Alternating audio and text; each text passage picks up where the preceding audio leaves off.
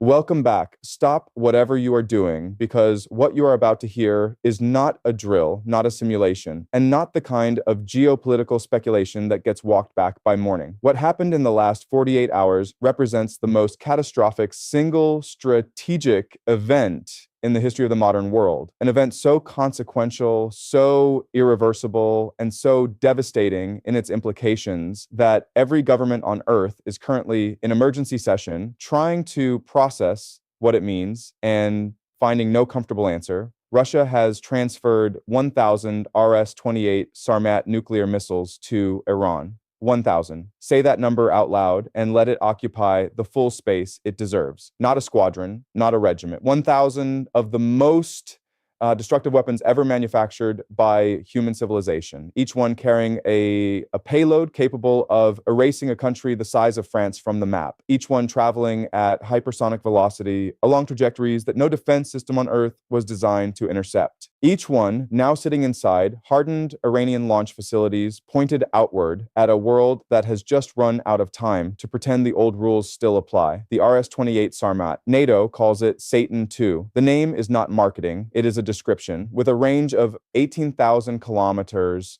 a payload capacity of up to 15 independently targetable nuclear warheads per missile, and a flight profile that can approach its targets from any direction, including over the South Pole, bypassing every early warning radar that the United States and NATO have spent decades positioning along the northern approaches. The Sarmat was already the most terrifying weapon system in the Russian strategic arsenal. It was designed specifically to defeat American missile defense. It was built with the explicit purpose of ensuring that nothing the United States deploys, no interceptor, no laser system, no classified next-generation capability can prevent it from reaching its designated target. And Russia just gave 1,000 of them to Iran. Let us talk about what 1,000 Sarmat missiles actually means in operational terms, because the number needs to be translated into strategic reality before its full weight can be understood. The United States currently maintains approximately 1,500 deployed strategic nuclear warheads across its entire nuclear triad. Land-based missiles, submarine launch missiles, and nuclear-capable bombers combined.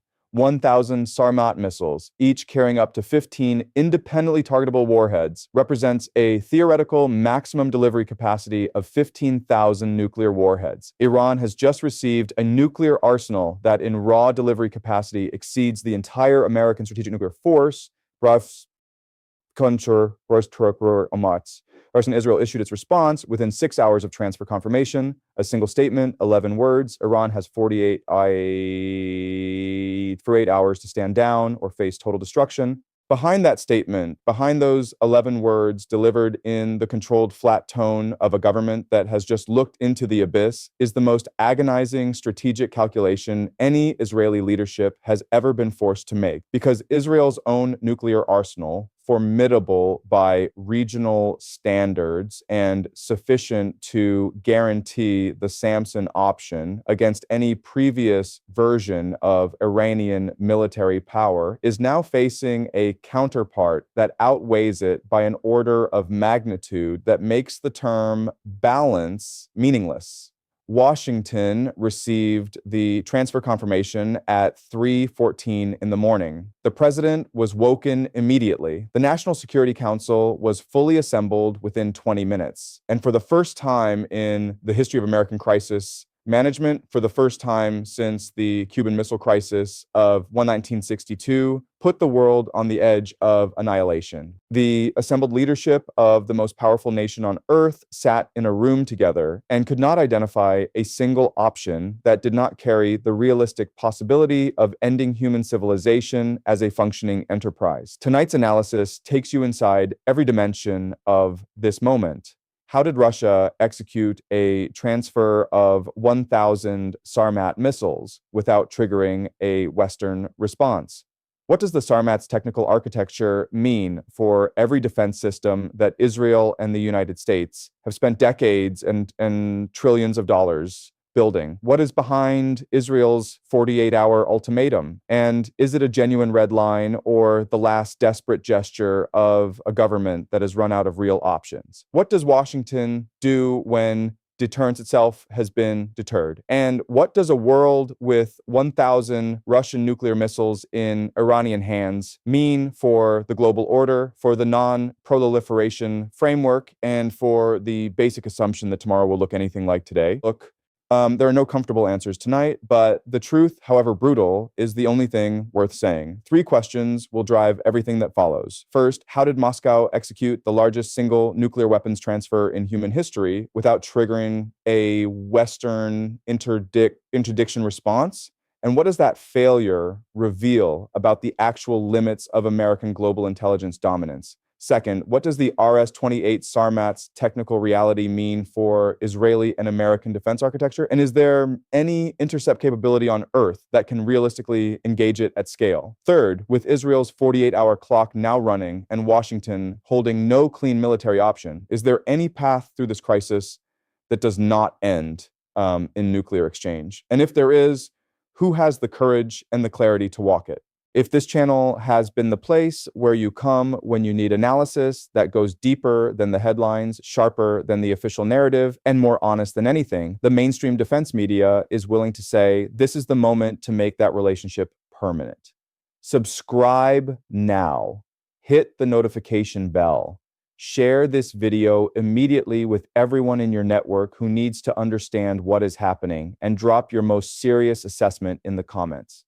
Because tonight this is Thavan, Dithni, Con, Adestein, and Shakshne, Bakune matters more than it ever has before. Part 1, the transfer. How Russia armed Iran with Satan II and why the West never saw it coming. The transfer of 1,000 RS-28 Sarmat missiles from Russia to Iran did not happen through the kind of covert logistics operation that Western intelligence agencies are trained to detect and interdict. It happened through something far more audacious and far more difficult to counter: a state-to-state strategic decision made at the highest level of Russian government, executed through official military channels, and completed before Washington could formulate a response capable of stopping it. To understand how this happened, you need to understand the strategic logic that drove Moscow to this decision. Because the transfer of 1,000 nuclear-capable ICBMs to a regional power is not an action that any government takes without a calculation. Extraordinary deliberateness. Vladimir Putin does not make decisions of this magnitude impulsively. Every element of the Sarma transfer was weighed, modeled, and decided upon as the swy culmination of a strategic process that began years before the first missile crossed the Russian border into Iranian territory. The foundation of that process was the recognition crystallizing in Moscow across the past 3 years of sustained Western pressure over Ukraine that the existing rules-based international order, as administered by Washington, had become an instrument of permanent Russian strategic disadvantage. Every tool of Western pressure had been deployed against Russia simultaneously. Financial sanctions of unprecedented scope, technology export controls targeting Russia's defense industrial base, weapons transfers to Ukraine at a scale that prolonged the conflict indefinitely, diplomatic isolation across Western aligned international institutions. Russia's response to this pressure had been patient and methodical, building alternative financial architecture, deepening energy relationships with non-Western partners, expanding the SEO and BRICS frameworks into genuine strategic alternatives to Western-dominated institutions, and most consequentially identifying the single action that would most decisively reshape the global strategic environment in Russia. Favor while remaining below the threshold of direct military confrontation with NATO? The answer was Iran. A nuclear-armed Iran, or more precisely, an Iran possessing the world's most advanced nuclear delivery systems, transforms the Middle Eastern strategic environment in ways that permanently consume American strategic attention, permanently tie down American military resources, and permanently degrade American credibility as the guarantor of regional security. Every percentage point of American strategic capacity absorbed by a nuclear-capable Iran is a percentage point unavailable for pressure on Russia. Every ally that loses confidence in American security guarantees, due to Washington's failure to prevent the Iranian acquisition, is an ally that Moscow can cultivate as an alternative partner.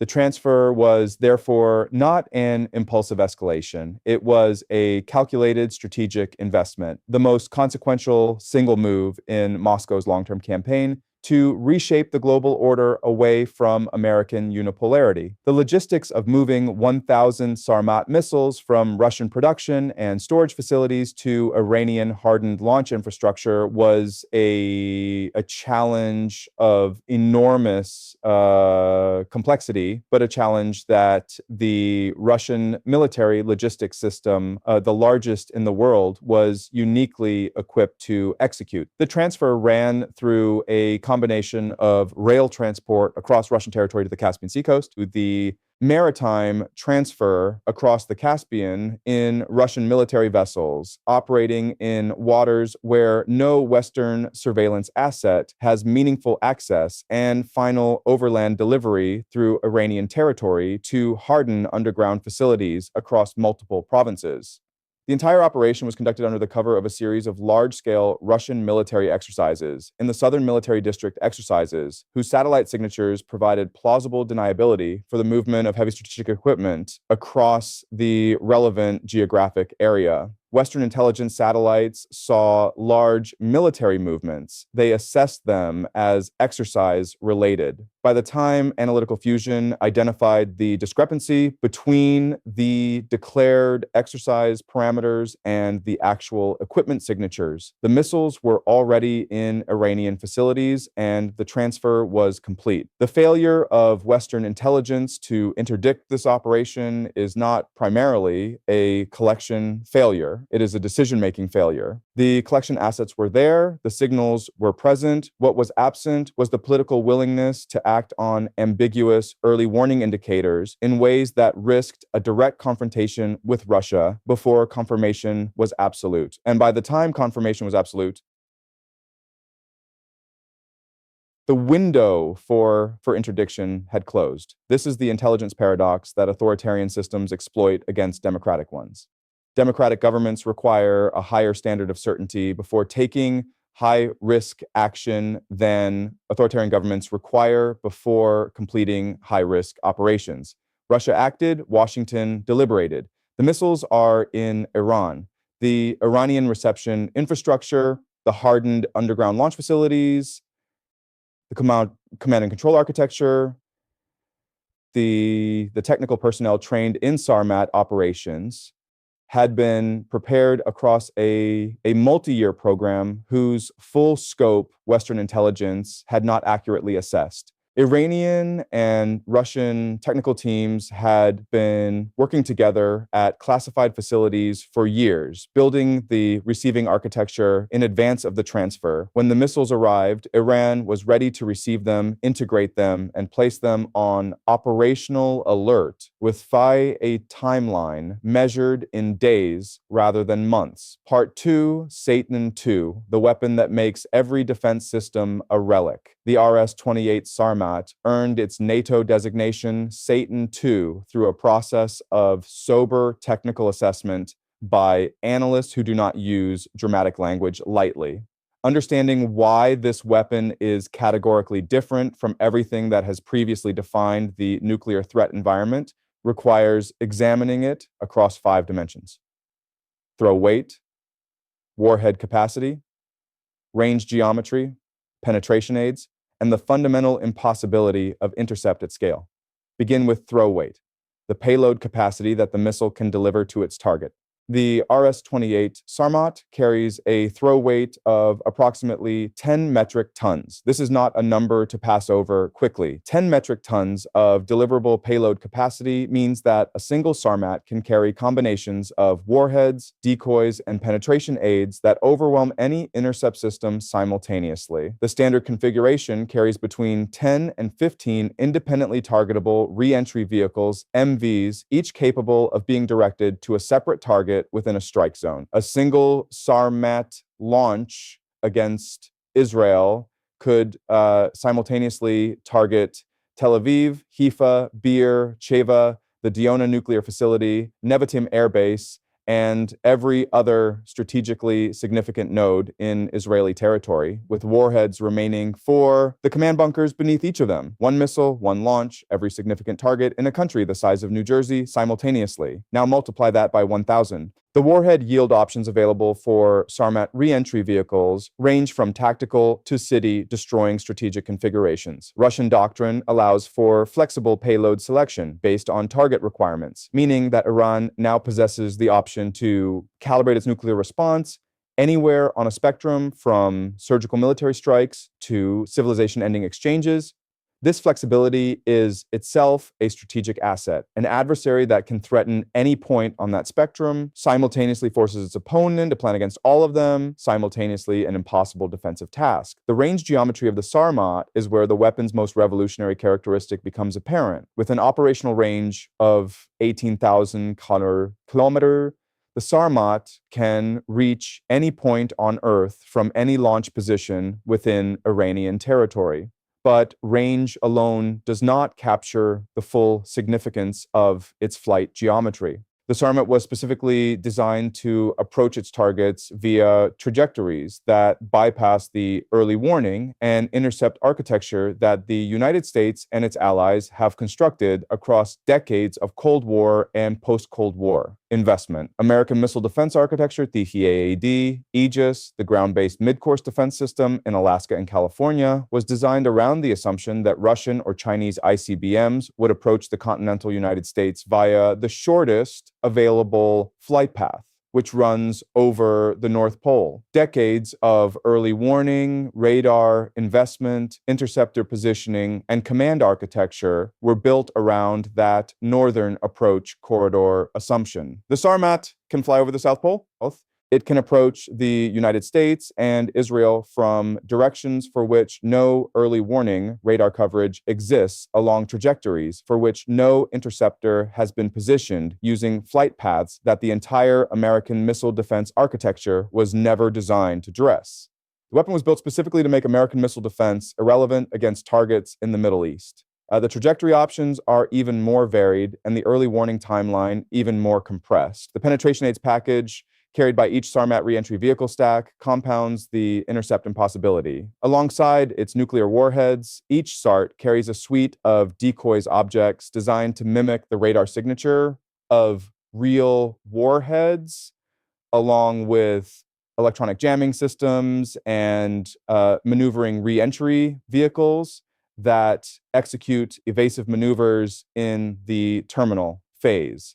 An intercept system attempting to engage an incoming Sarmat strike package must simultaneously discriminate between real warheads and decoys, track maneuvering objects, executing hypersonic lateral displacement, and execute intercepts against targets moving faster than any interceptor currently deployed in the theater was designed to engage. The mathematics of intercept against this threat profile are not unfavorable. They are impossible. Against a single Sarmat launch, an intercept system might engage some of the decoys and achieve nothing. Against a salvo of 10 Sarmats carrying a combined package of 150 warheads and several hundred decoys, every intercept system in the theater would be saturated before the first real warhead was engaged. Against 10,000 Sarmats, the full transferred inventory now sitting in Iranian facilities.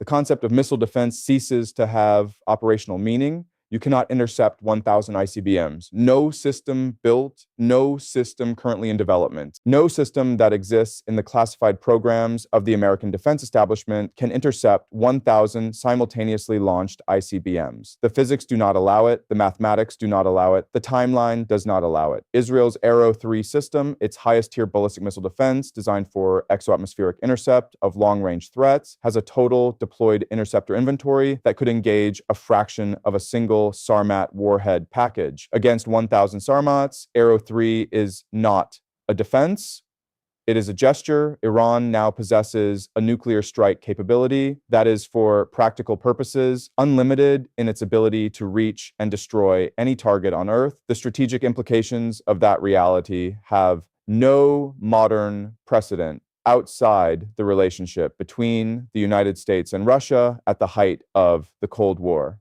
And unlike the Cold War, where mutually assured destruction created a stable, if terrifying, equilibrium between two superpowers with roughly comparable arsenals, the current situation involves an asymmetry that stability theory was never designed to manage. Part 3, the 48-hour clock, Israel's ultimatum, and the logic of desperation. 11 words. Iran has 48 hours to stand down or face total destruction. Israel's public ultimatum, delivered through official government channels within 6 hours of transfer confirmation, is simultaneously the most understandable and the most strategically problematic response available to a government facing existential threat. Understandable because doing nothing in the face of 1,000 nuclear missiles pointed at your cities is politically and psychologically impossible for any government. Problematic because the ultimatum creates a crisis timeline that compresses every subsequent decision into a window so narrow that rational deliberation becomes nearly impossible. Let us examine what stand down actually means in operational terms, because the ambiguity of the demand is itself revealing of the impossible position Israel occupies. Iran cannot return 1,000 Sarmat missiles to Russia in 48 hours. The physical logistics of such a reversal, the transportation infrastructure, the disassembly requirements, the verification mechanisms would require months under optimal conditions. Stand down, therefore, means something different from transfer reversal. It means, at minimum, a commitment to remove the missiles from operational alert status subject to verification. At maximum, it means a commitment to Iranian strategic disarmament that no Iranian government could accept without political collapse. Iran's response to the ultimatum came within 3 hours. It was delivered not through diplomatic channels, but through a public statement from the Supreme Leader's office, a deliberate choice of forum that signaled the answer before the words were read. The statement was brief. Iran recognized no ultimatum from any party. Iran's deterrence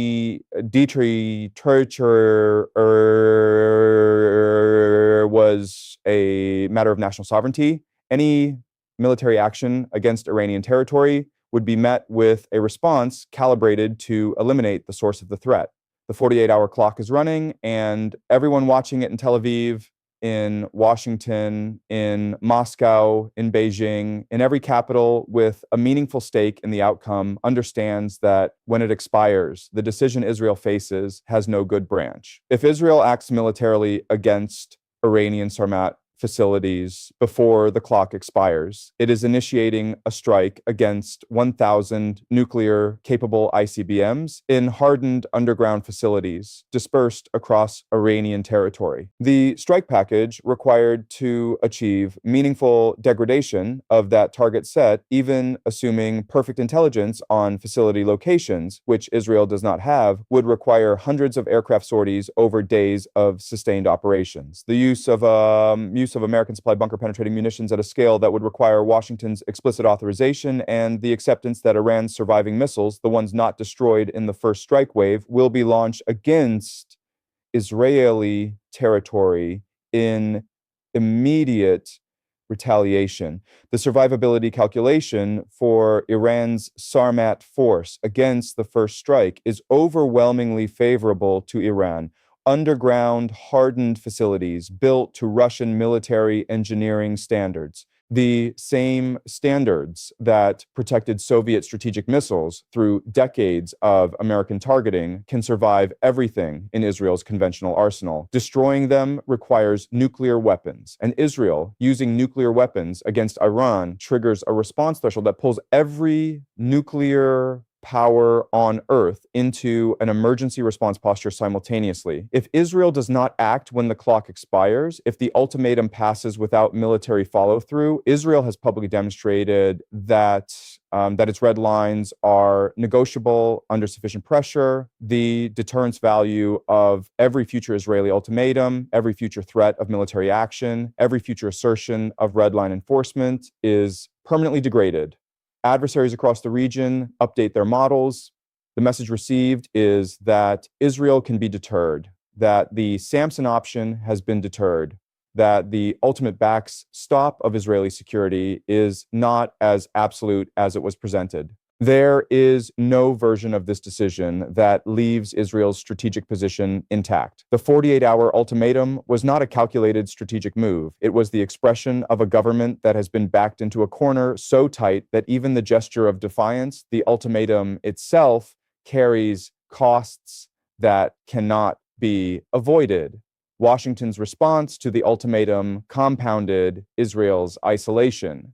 The official American statement called for maximum diplomatic engagement and de-escalation through dialogue. It did not endorse the ultimatum. It did not commit American military support for Israeli action. It did not threaten Russia with consequences for the transfer. It asked everyone to talk in Tel Aviv. That statement was read with the clarity it deserved. America is not coming, not in 48 hours, not at the scale this situation requires. Part 4, Washington's final reckoning, the end of American deterrence. There is a concept in strategic studies called deterrence failure. The moment when the threat of retaliation ceases to prevent an adversary from taking actions that the deterring party has declared unacceptable. American strategic doctrine has been built around the prevention of deterrence failure for 80 years. Every weapon system, every alliance commitment, every forward deployment of American military power has been organized around the foundational guarantee that the cost of challenging American interests will always exceed the benefit. Last night, deterrence failed. Not partially, not in a limited domain, comprehensively and structurally. Russia transferred 1,000 nuclear-capable ICBMs to Iran. This was an action that American policy had declared categorically unacceptable across multiple administrations through multiple diplomatic frameworks via multiple channels of private and public communication to Moscow. The consequences threatened for this action were severe additional sanctions, NATO expansion, military support for Ukrainian forces, isolation from the global financial system. Russia did it anyway, and the threatened consequences already largely implemented in the context of the Ukraine conflict carry no additional deterrent weight against an action that has already been completed. Washington is now holding a deterrence framework, the set of threats and commitments that constitute American strategic credibility that has just been publicly tested and found insufficient. Every government on earth is updating its assessment of American deterrence simultaneously. Every adversary is calculating what other actions previously considered too costly to attempt might now fall within the newly revealed limits of American deterrent power. Every ally is calculating what American security guarantees are actually worth when tested against a determined adversary willing to accept the stated costs. The emergency NSC session that convened following transfer confirmation lasted 14 hours. The options presented were the same options that every previous crisis had generated, and every one of them carried consequences that the assembled decision makers found unacceptable for the same reasons they always had, amplified now by the specific parameters of this specific crisis. Military action against Russia. The only response that would actually address the source of the transfer is off the table. It has always been off the table. Two nuclear superpowers do not fight direct wars. The entire architecture of Cold War deterrence was built around preventing exactly that scenario. Striking Russian territory in response the Sarmat transfer would risk a nuclear exchange between the United States and Russia, the one outcome that American strategic doctrine treats as absolutely impermissible, regardless of the provocation. You have expanded sanctions against Russia carry no additional deterrent weight, Russia has already absorbed the most comprehensive sanctions regime in modern history. The marginal impact of additional measures on Russian decision-making is, at this point, negligible. Military action against Iranian Sarmat facilities faces the intercept impossibility problem already outlined. A first strike that fails to destroy all 1,000 missiles. The near certain outcome, given facility hardening, dispersal, and the limits of American strike capacity, guarantees an Iranian nuclear response against American bases, American allies, and potentially American territory. Diplomatic engagement with Iran. The option that Washington's public statement pointed toward requires Iran to accept terms that give up the most consequential strategic asset it has ever possessed in exchange for sanctions, relief, and security guarantees from a country whose guarantees have just been demonstrated to have real limits. The Iranian calculation is straightforward. The missiles are more valuable than anything Washington can offer in exchange for them. What remains when every option has been exhausted is the recognition that the world has entered a new strategic era, one for which the existing frameworks, doctrines, and institutions were not designed. Yet, the American post-Cold War assumed American primacy as its operating foundation. And that primacy has just been structurally challenged in a way that no incremental policy adjustment can address. A new order will eventually emerge. But the transition, the dangerous, unstable, unpredictable interval between the collapse of the old framework and the construction of the new one is where the world now lives.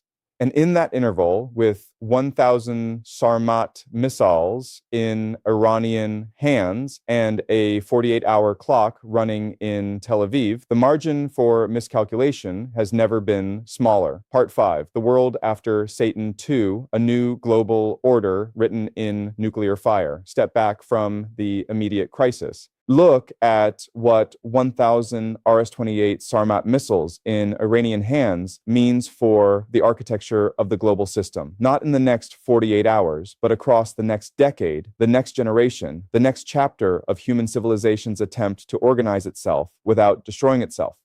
Post-World War II international order was built on two foundational pillars. The first was American military primacy.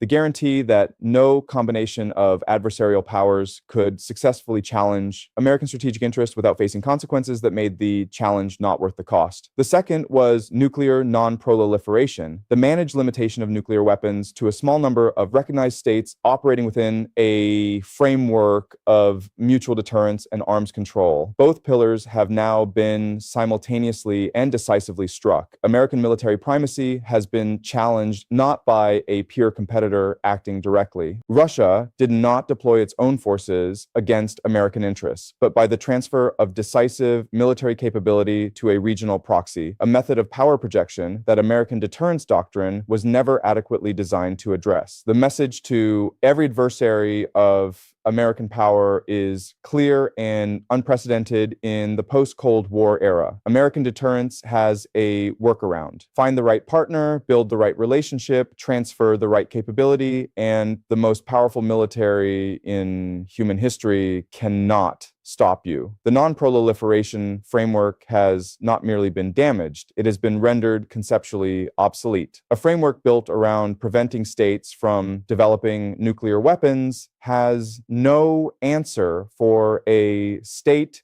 that receives 1,000 nuclear delivery systems from an existing nuclear power as a strategic gift. The Non-Proliferation Treaty contains no provision for this scenario because no one who designed the treaty believed it was possible. As it is now not only possible, it has happened. Moscow is observing the global response to its action with the satisfaction of a chess player who has just played a move that wins regardless of the opponent's response. If the West responds with military action against Iran, Russia has successfully drawn American power into a catastrophic Middle Eastern conflict that consumes resources, attention, and credibility needed elsewhere. If the West does not respond militarily, Russia has demonstrated that the American-led order can be fundamentally reshaped through sufficiently bold unilateral action, a lesson that will accelerate the erosion of that order across every other theater. Simultaneously, Beijing is conducting its own parallel assessment with characteristic patience and depth. China's strategic leadership understands that the Sarmat transfer has just run the most consequential real-world test of American deterrence credibility in the post-Cold War era, and that the results of that test will directly inform Chinese decision-making regarding Taiwan,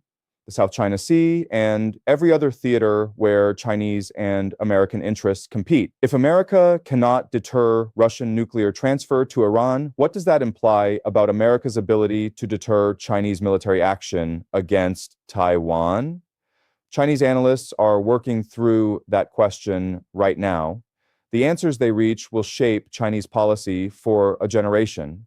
The Gulf states, Saudi Arabia, the UAE, Qatar, every monarchy that has structured its security around American guarantees are experiencing a strategic earthquake of a magnitude that no official reassurance from Washington can adequately address. Iran, which sits across the Persian Gulf from every significant Gulf population center, now possesses a nuclear arsenal of world historical proportions. The accommodation track, the quiet diplomacy, the Chinese brokered reproma, the careful hedging between American alignment and regional reality has just been validated beyond any remaining argument. Every Gulf state will accelerate its accommodation with Thrawn. The American security umbrella, visibly insufficient against this threat, will become a secondary rather than a primary reference point for Gulf strategic planning. Pakistan, nuclear armed, geographically proximate to Iran, internally complex in its relationship with both American power and Islamic revolutionary ideology, is navigating a strategic environment that changed overnight in ways that Islamabad's government is not yet prepared to address publicly. India, with enormous economic interests in Iranian energy and infrastructure, is calculating the implications of a nuclear-armed Iran for its own regional strategic posture. Turkey, a NATO member conducting its own multi-directional foreign policy, is watching the American response for signals about the future value of NATO membership in an environment where Russian strategic boldness has just been dramatically validated. The global non-proliferation regime, already weakened by North Korea's nuclear program, the JCPOA collapse, and the erosion of great power consensus on arms control, has absorbed a blow from which no institutional repair effort can recover it in its current form. What replaces it will be negotiated in the years ahead among powers whose relative positions have just been fundamentally altered. That negotiation will not produce a framework more favorable to American interests than the one it replaces. The world that existed before this transfer, the world of American primacy, managed deterrence and a non-proliferation framework that, however imperfect, constrained the spread of civilization, ending weapons, is gone. It ended not with a declaration or a treaty or a war, but with 1,000 missiles crossing a border in the darkness, watched by satellites whose data reached analysts too late to matter. What replaces it will be more dangerous, more multipolar, and more honest about the actual distribution of power in a world where self-reliance and strategic boldness have proven more decisive than alliance commitments and institutional frameworks built for a different era. 1,000 RS-28 Sarmat missiles, 18,000-kilometer range, 15 independently targetable nuclear warheads per missile, flight trajectories that bypass every early warning system the West has built, maneuvering re-entry vehicles that defeat every intercept algorithm currently deployed, dispersed across Iranian territory in hardened facilities that conventional military strikes cannot reliably destroy. Israel's clock is running 48 hours, or whatever remains of them, to a decision that has no good branch. Washington is holding a deterrence framework that just failed its most consequential test. Moscow is watching the consequences of its boldest strategic move unfold with calculated satisfaction. Beijing is drawing lessons that will shape its own behavior for a generation. And the world that 7 billion human beings wake up in every morning and navigate their lives within, has just become measurably, structurally, and perhaps permanently more dangerous than it was 48 hours ago. the old rules are gone. The old guarantees are gone. The old assurances that technology and alliance and American power could prevent the worst from happening, gone. What remains is the raw reality of a world in transition where the most dangerous weapons ever built are now in the hands of more actors than the framework designed to prevent exactly this outcome was ever able to stop. What happens when the clock expires? Does Israel act and trigger the exchange that ends the Middle East as a functioning civilization? Does it stand down and accept the permanent reality of Iranian nuclear dominance? Does Washington find a diplomatic path that no one has yet been able to articulate? Or does the situation simply spiral through miscalculation, through panic, through the compounding of bad decisions under impossible time pressure into the outcome that every nuclear strategist has spent their career trying to prevent? These are not rhetorical questions. They are the actual questions being asked in actual rooms by actual decision makers right now. And the answers, whatever they turn out to be, will define the world your children inherit. Leave your most serious assessment in the comments. Share this analysis with everyone who needs to understand what is actually at stake. Subscribe, because in a world that just got this dangerous, staying informed is not optional. Until the next update, stay sharp, stay ahead, and never look away from the truth, however brutal it turns out to